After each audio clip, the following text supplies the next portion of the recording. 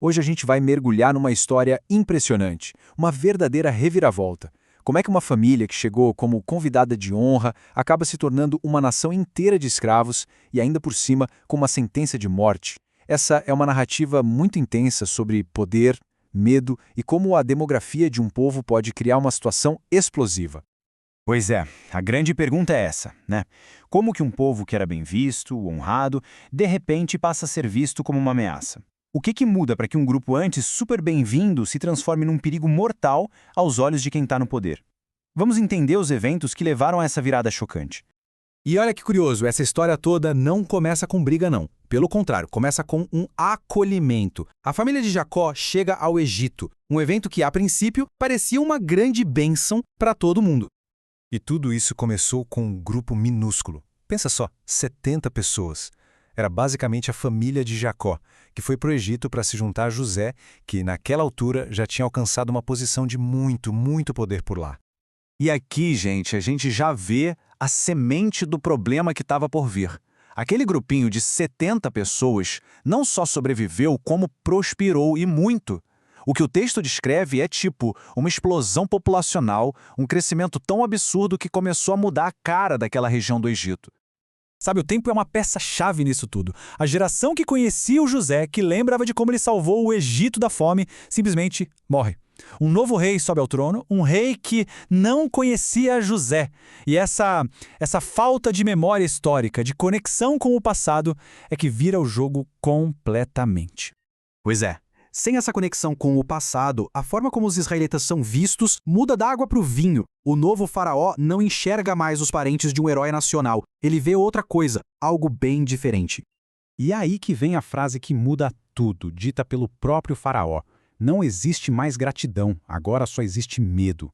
Ele olha para aquela população israelita crescendo e só consegue ver uma ameaça, tanto em número quanto em poder.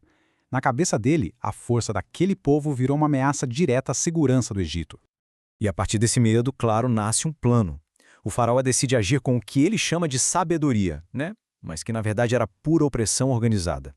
O primeiro passo, colocar eles debaixo de trabalho forçado, com capatazes para esmagar o espírito deles com trabalho pesado na construção das cidades de armazenamento do reino. E a vida dos israelitas, bom, vira um inferno. O texto fala de uma servidão brutal, um trabalho sem fim com barro, tijolos nos campos. A ideia era bem clara, deixar a vida deles tão amarga, tão difícil, que eles perderiam a força para continuar crescendo. Só que aí acontece uma coisa totalmente irônica. O plano do faraó dá completamente errado, sai pela culatra. Quanto mais ele oprimia o povo, mais eles se multiplicavam e se fortaleciam. A opressão dele, no fim das contas, acabou servindo de combustível para o crescimento que ele tanto temia. Então, o faraó, frustrado porque o plano dele não funcionou, resolve apelar. Ele vai deixar a opressão em massa de lado por um instante e partir para uma tática muito mais sombria e secreta. E é nesse momento que a história foca em duas mulheres incríveis, Sifrá e Puá. Elas eram as parteiras dos hebreus.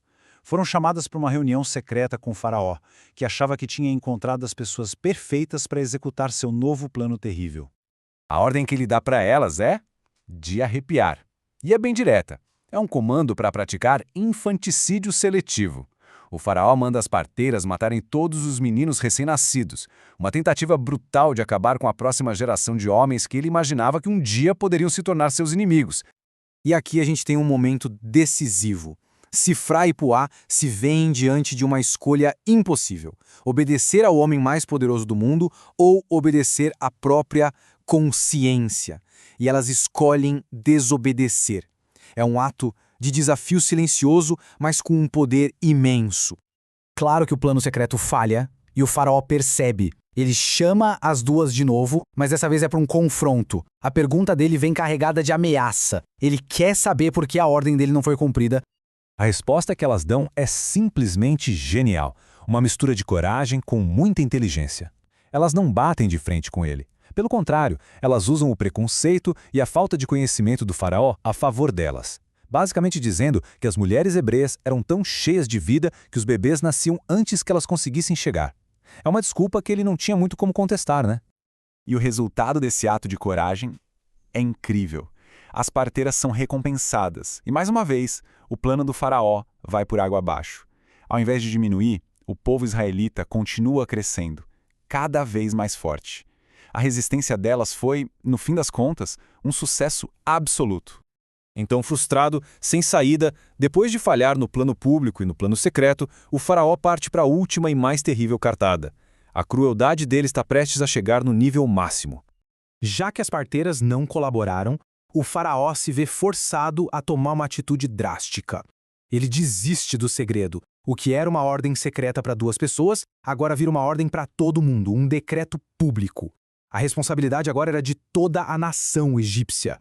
E aí vem a sentença final, uma ordem de genocídio clara para todos os seus súditos. Todo menino hebreu que nascesse deveria ser jogado no rio Nilo. A ameaça não era mais um plano de bastidor, virou política de Estado. E fica aquela pergunta no ar, né? Num cenário desses, com um decreto tão brutal, como é que a esperança consegue sobreviver?